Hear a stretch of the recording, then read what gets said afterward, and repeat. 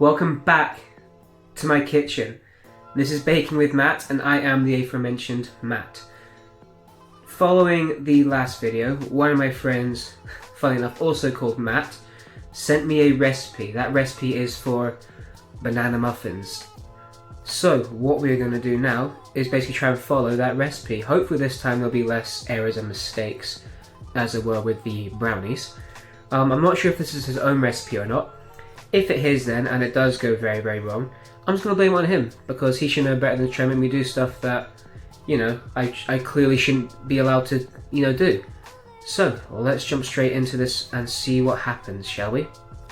So, much like any good split set of instructions, we're going to start off with step 1, much like we did last time. Step 1 is to preheat the oven to 180 degrees Celsius. As you can probably hear, because my oven once again is impossibly loud, I've already done that step. After that, we are going to, in a large bowl, cream together butter and sugar until soft and pale. The amounts of that is 125 grams of caster sugar and 75 grams of butter or margarine.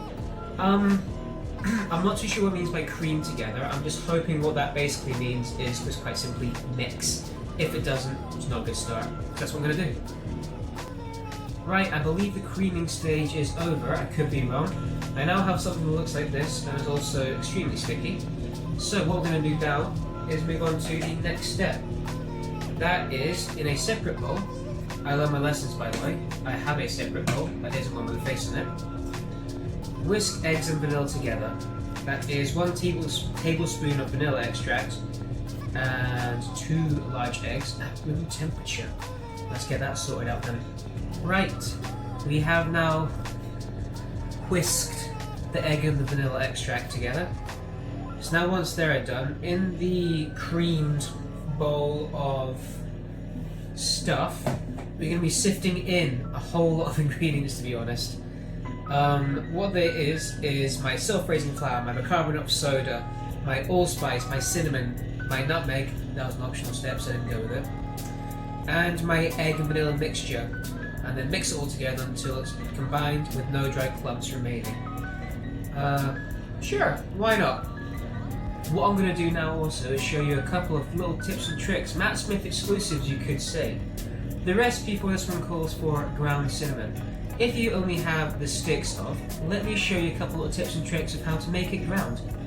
So the first tips and trick I have, put the cinnamon on the counter, seems easy enough. And then you're going to get the well-known, the classic kitchen utensil of a sock full of Artis, and you're just going to go a couple of swings. That should, generally speaking, work. So I'll show you how it works. Another way to get ground cinnamon from a cinnamon stick is to really put into practice your greenbelt karate skills. What you're going to do is called the open palm chi slap.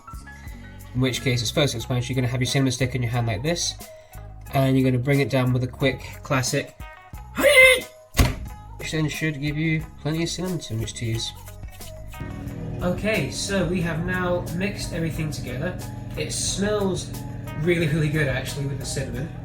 But now we need to put this aside very, very quickly and move on to the next step.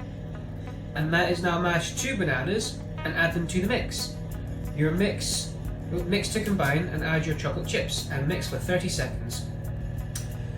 Why 30 seconds? Why is it so specific? I'll do it, but I'm just questioning as to why. This is probably like my least favourite part so far, is like mashing these bananas, because I'm not a big banana fan, like just bananas as they are. And it just doesn't look appealing whatsoever. But I know it's part of the steps, it's fine. Right, so we have finished mixing everything together. It is now a bowl that looks like this. It is now time to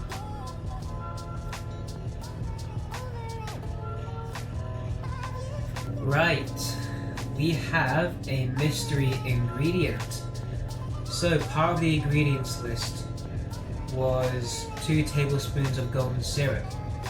But when looking through the recipe, it never actually mentions where to put in the golden syrup.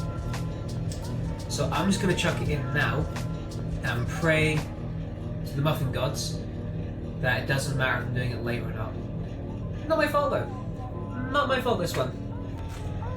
Right, we have now added in the golden syrup, the mystery ingredient as we're calling it. Now it is to actually get them in the oven. So I have my little muffin tray thing. I don't know how many this is going to fill, or if I'm going to have anything left over. I hope 12 is enough. If we have anything left over, it's just going to get spooned in my mouth probably. So let's get this all filled up and chucked in the oven then. When it's in the oven, it'll be baking for about 18 to 22 minutes. Very precise. So let's see what happens. And there we have it. We have 12 muffins ready to be thrown in the oven. So let's set a timer for 18 minutes. Try again in 22. And hopefully these will do nicely. So let's pop them in. Behave yourselves in there. And it's now the waiting game. Right. I don't believe it, but they've come out and they actually look like muffins. They smell great. So what I'm going to do is let them cool first of all. Once they have cooled, we're going to then sit down and actually see if they taste like muffins. I love the way this cuts off my hairline just the right bit. If I sort of stand like this will be a bit better for myself. Right, it is over. The deed is done. We have finished. We have made muffins. I took them over to the owner of the recipe. The guy sent me the recipe over, Matt. Matt who can bake. And he took some, tasted one of them, and he says pretty much bang on how they should be. Which in that case means I've accomplished my goal of actually baking something and making it taste good for once. So, with this ticked off my bucket list of making muffins, I'm gonna call it a night there. Stay safe, have a lovely rest of your evening.